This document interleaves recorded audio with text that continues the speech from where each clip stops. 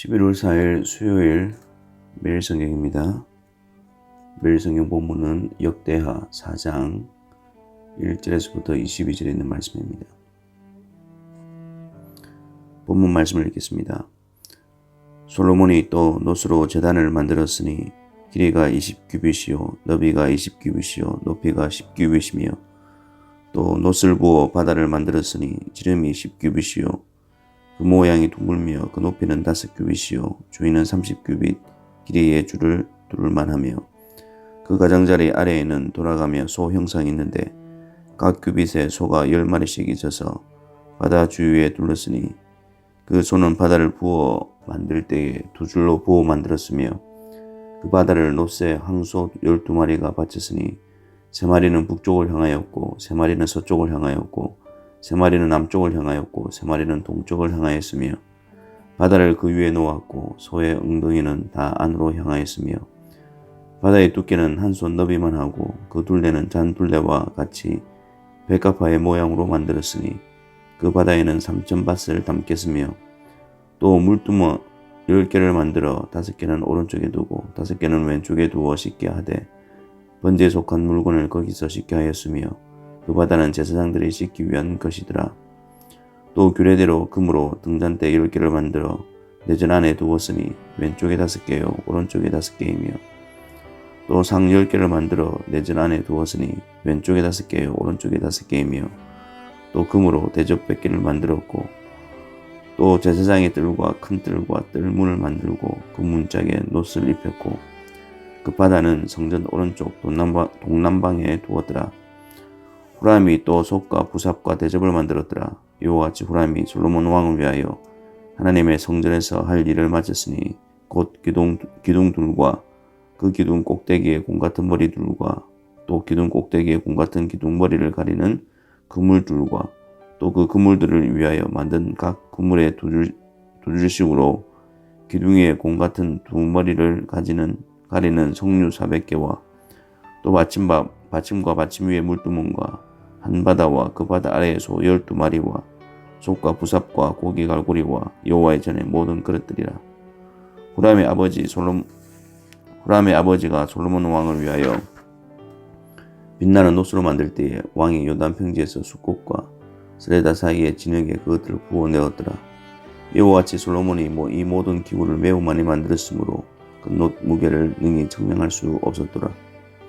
솔로몬이 또 하나님의 전에 모든 기구를 만들었으니 곧 금제단과 진설병상들과 지성소 앞에서 규례대로 불을 켤 순금 등잔대와 그 등잔이며 또 순수한 금으로 만든 꽃과 등잔과 부젓가락이며 또 순금으로 만든 불집게와 주발과 숟가락과 불 옮기는 그릇이며 또 성전 문 곧 지성소의 문과 내전의 문을 금으로 입혔더라. 아멘. 솔로몬이 성전 건축하기를 시작하였고 3장에서는 지성소 중심으로 그리고 4장에서는 놋 제단을 중심으로 공사를 진행하고 있습니다. 이것은 성전에 대한 의미를 바르게 이해하는 데 굉장히 큰 도움을 줍니다. 지성소, 즉 하나님께 나아가는 유일한 방도는 바로 놋 제단임을 가르쳐 주는 것입니다. 성전 밖 뜰에 있는 것은 놋으로 만들었고 성전 안에 있는 것은 금으로 만들었습니다. 여기서 놋은 하나님의 심판을 의미하며 놋 제단은 하나님의 심판을 받으신 예수 그리스도의 십자가를 예표하고 있는 것입니다. 모세가 광야에서 뱀의 모양을 만들어 장대에 높이 달아 올렸을 때에도 놋으로 만든 뱀이었습니다.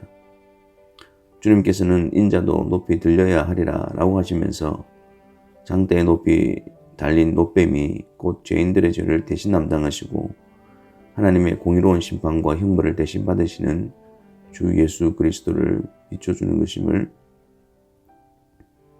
나타내셨습니다. 놋 제단과 아울러서 물두멍을 만들라고 하셨습니다. 모세 때에는 물두멍만 만들었지만 솔로몬 때에는 바다, 즉 제사장들이 씻는 물을 담은 대야와 물두멍, 번제에 속한 물건을 씻는 것을 만들었습니다. 모세 때 만든 기구들보다는 규모나 숫자 면에서 확대되고 많아진 것을 보게 됩니다. 모세 때에는 광야에서 이동이 용이하도록 명령하신 것이고 솔로몬 때에는 여호와의 광대하심과 위대하심을 나타내고 많은 백성들의 제사를 담당할 수 있도록 규모 면에서는 커진 것입니다. 하지만 모세 때와 솔로몬 때에 변하지 않은 것은 그것에 대한 위치와 의미입니다. 숫자와 규모 면에서는 상황에 따라 달라졌지만 그것을 명령하신 목적과 위치 그리고 의미는 동일한 것입니다. 놋제단과 물두멍, 이것은 희생제물이신 예수 그리스도의 피 흘리심과 예수 그리스도를 통해서 죄 씻음을 받게 되는 것을 상징하는 것입니다. 즉 오직 예수 그리스도 외에는 하나님께 나아갈 수 있는 길이 없으며 오직 그리스도의 피 흘리심과 씻으심으로만이 하나님께 나아갈 수 있음을 알려주는 것입니다. 사장에서는 놋제단으로부터 시작하여 마지막 순금으로 만든 불집게, 주발, 숟가락과 불 옮기는 그릇과 성전문을 금으로 입히는 것으로 끝이 나고 있습니다. 이것은 교회의 모습을 보여줍니다. 교회는 놋제단과 물두멍에 복음을 간직하고 전파하고 실행해야 합니다. 오직 예수 그리스도의 피 흘리심과 씻으심을 간직하고 선포해야 합니다. 이 일을 위해서 모두가 받은 은사대로 협력해야 합니다. 복음을 위한 일에는 크고 적은 일이 없습니다. 놋제단으로부터 시작해서 작은 기구까지 모든 것이 다 복음을 위해서 기중하고 각자의 역할을 감당하며 협력해야 합니다. 성전의 가치는 화려함에 있는 것이 아니라 성전을 명령하신 그 목적을 드러냄에 있습니다. 그것은 바로 예수 그리스도의 계시와 복음을 간직함과 선포함에 있으며 예수 그리스도로 말미암아 하나님과 화목을 이루어 하나님과의 친밀함을 누리는 데 있습니다. 그리스도의 피 흘리심과 씻으심으로 말미암아 하나님과 화목케 되어 하나님을 사랑하며 경외하며 섬기며 순종하는 복된 역사로 충만한 곳이 바로 성전입니다.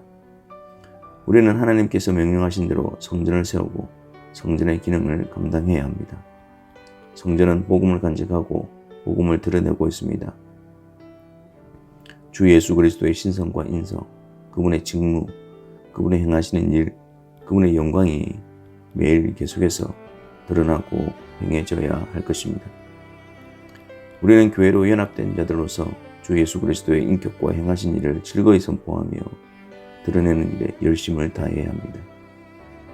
하나님의 성령이 거하시는 하나님의 성전으로서 성령의 역사로 예수 그리스도의 영광과 구원을 간직하고 가르치고 선포하며 또한 하나님의 성전으로서의 사명을 감당해야 합니다. 예수님께서 노끈으로 채찍을 만들어 성전을 강도의 소굴로 만드는 매매하는 자들과 환전하는 자들을 성전에서 쫓아내셨듯이 우리 안에 강도의 구렬로 만들어가는 일에 주의하며 조심해야 합니다. 하나님의 성전으로서 오직 예수 그리스도만이 존귀게 되며 높임을 받으시며 드러나기를 바랍니다. 기도하겠습니다. 하나님 아버지, 모세를 통해서 솔로몬을 통해서 만들게 하신 성막과 성전으로 말미암아 그 실제이신 우리 주 예수 그리스도의 놀라운 영광을 보게 하시니 감사합니다.